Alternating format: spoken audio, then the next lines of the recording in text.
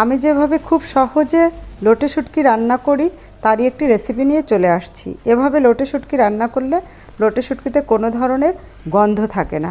প্রথমে কড়াইতে দিয়ে দিলাম 4 টেবিল চামচ পরিমাণ সাদা তেল। তেলের ভিতর এবার দিয়ে দিলাম 3টে বড় সাইজের পেঁয়াজ কুচি এবং কয়েকটা রসুনের কোয়া। পেঁয়াজ রসুনটা একটু ভালো করে ভেজে নিয়ে এর ভিতর দিয়ে দিলাম 1 চামচ পরিমাণ রসুন বাটা।